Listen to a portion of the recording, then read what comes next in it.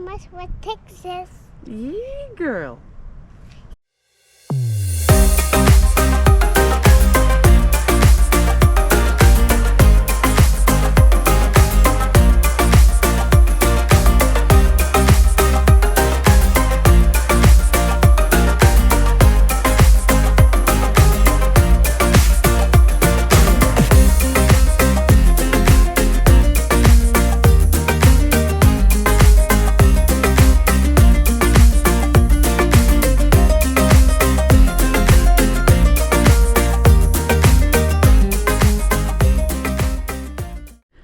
So we made it to an amazing campsite on South Padre Island, South Texas, for 1 month starting on the 22nd of December. And it was almost like too good to be true. Like, we got here and it was just amazing. And then something happened. Basically, we've had a lot of things happen to us because we have a German Shepherd. Or he does a lot of things to us and that we have to deal with. That's what it is to travel with a big guy. And so we get here on our first night and Benny's collar gets loose. He breaks it. He takes off after an opossum.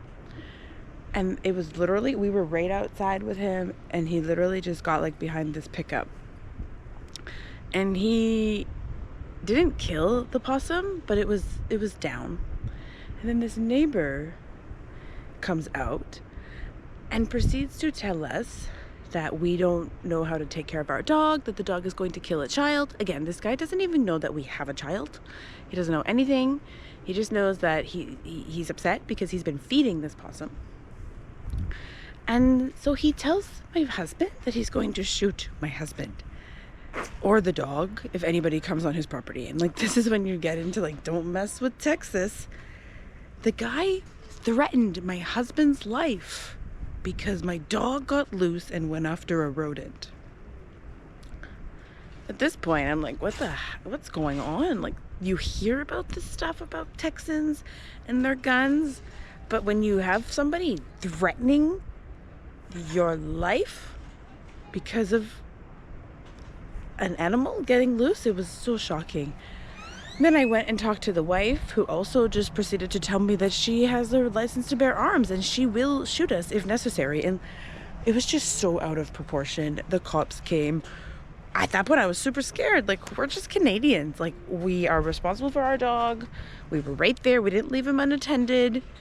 But this guy, with the possum, he butchered it with his boot and then a machete to decapitate the head. For a good 2 minutes. It was a complete excess of force, out of proportion. We're shocked. And so we're learning to stand our ground. We didn't leave. I didn't want to leave. This is an amazing campsite. I can hear the ocean. Like, it's full of, like, we're in the beach. It's right there. I can see it. I can see the beach from my kitchen window. But when something like this happens, when your life is threatened like this, like, we don't have a gun, we don't want a gun. Crazy, you know, just a crazy people that have guns. And so now we have the police's ranger's phone number, and the moral here is, like, anytime you feel unsafe, like, call 911. It's just, I don't like to use emergency services for something that, like, we had under control, our animal. Dogs do this, you know, but to threaten a human's life. And so this is one of the many things that we have to deal with as full-time RVers, that, like, you get to a spot and it's perfect, but you can't control who your neighbors are. I'm hoping the next month goes better. But anyways, we've, like, positioned our pickup like this so that, like, we don't see them. The police already knew who they were. It is what it is. We're going to make the best of it, and we're not going to leave. We are going to stand our ground. And obviously now our dog is either inside with us, or now he's on 2 leashes plus an electrical collar. In the 6 years that we've had our dog, countless things have happened. But never has somebody threatened to shoot me. Never. That's a new one. And we do take it seriously, though. I don't want anyone to think that we're irresponsible dog owners. Like, the dogs, it got loose, dog. It happens. It happens. They go, especially a German Shepherd, will go after rodents. He's not going to go after a kid. He's not going to go after a dog. He goes after rodents because he knows it doesn't belong there. He's not stupid. But anyways, now he's in the doghouse. That's for sure. Like, we don't want any problems. As Canadians, we're just like peacekeeping, quiet hippies, man. We're just trying to chill. We're just trying to camp. So here's our big boy. That's what it is to travel with a German Shepherd in Texas. Don't mess with Texas. And so now when anybody says, like, don't mess with Texas, like, I have a cringe in my stomach because of what happened. As a Canadian, like, I'll never understand this gun thing, that you think that you're more safe because you carry a gun.